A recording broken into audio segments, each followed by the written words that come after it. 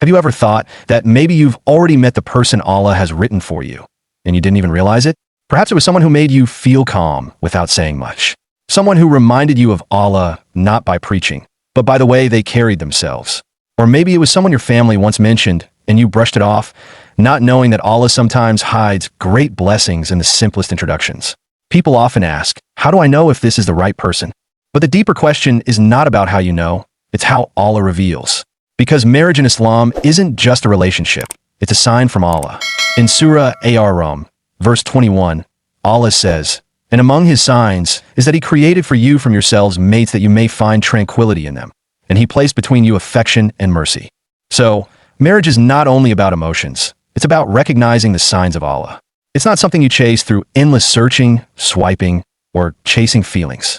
In Islam, the path to finding a spouse is through trust, patience, and obedience to Allah. He reveals the right person at the right time, often through moments that shape your heart and test your faith. 1. Compatibility in deen and values.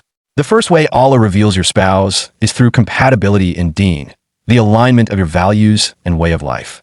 The Prophet Muhammad said, "A woman is married for 4 things: her wealth, her lineage, her beauty, and her religion. So choose the one with religion. May your hands be dusty." Bukhari in Muslim. When the Prophet said this, he wasn't just speaking to men. He was teaching all of us that faith must come first.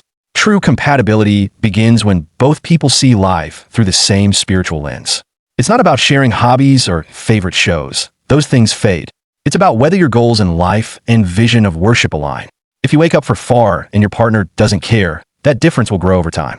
If you live simply and they chase luxury, that difference will widen. Think of it like building a house. If your foundations are drawn from different blueprints, no matter how beautiful the walls, they will eventually crack. Looks fade, excitement fades, but values stay. So when you meet someone, don't just ask, "Do I like them?" Ask, "Do they walk the same path toward Allah as I do?" Because if your directions are opposite now, marriage will not magically align them later. When deen and purpose align, something beautiful happens. You feel peace, not pressure. Conversations become reminders, not competitions. Even silence feels comfortable because your souls are heading the same way. 2. Calmness and tranquility. The second sign is calmness. Allah says you will find tranquility in the one He created for you. So, pay attention to how you feel around them. Some people make your world louder. After talking to them, your mind races, your heart feels heavy, and you overthink every word. Others bring quietness, not boredom, but peace. You speak, and your soul exhales. You hang up, and your heart feels light. That peace is not small. It is a divine sign. You see it in modesty, in sincerity, in how they respect your boundaries. They don't drag you into secret conversations or late-night temptations. They protect your heart, not play with it. When they speak, they remind you of Allah, not by quoting ayat, but by living them. That's the kind of calm that lasts. Because real love in Islam isn't about intensity. It's about mercy. It's about someone who helps you stay close to Allah, not someone who makes you feel guilty after every conversation. Do this simple test. After you talk to them, is your salah better or worse? Do you feel closer to Allah or more distracted? Peace that survives daylight, family, and boundaries, that's sakina. Anything that only survives in secrecy isn't from Allah. 3. Tests of closed and open doors. Another sign is how Allah opens and closes doors. Sometimes you think you found the one. Everything feels perfect, and suddenly something changes. A parent says no. Communication breaks. Plans collapse. Your heart aches, and you wonder, why would Allah take this away if it felt right? But not every closed door is rejection. Sometimes it's protection. Allah might be saving you from pain you cannot see. And not every open door means this is the one. Some doors open only to teach patience or reveal your heart's condition. The process of finding a spouse is often full of pauses, setbacks, and redirections. That's not failure. That's divine steering. If something keeps ending despite your efforts, ask not why me, but what is Allah teaching me through this? Because when the person Allah wrote for you finally arrives, the process may not be easy, but it will be clear, halal, and stable. It won't require secret chasing or constant heartbreak.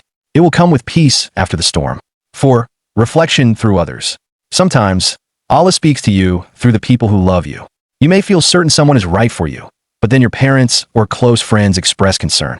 It hurts, but pause and listen. The Prophet said, "A believer is the mirror of his brother." Abu Dawud. Those who care about you can sometimes see what love makes you blind to. If 3 people who are wise, God-fearing, and genuinely care about you all say something feels off. That's not just opinion, that's guidance.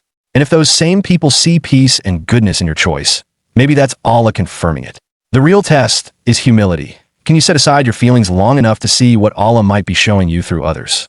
5. The test of hope. Some people hear all this and feel sad. They think, I've made mistakes. I cross lines. Maybe Allah won't write anyone good for me. But that's not how Allah works. Allah never closes his door on anyone who turns back to him. If you made mistakes, seek forgiveness. Tawbah wipes away the past. Every dua, every sincere return is a new beginning. Don't compare yourself to others. Your story is written with its own timing, its own wisdom.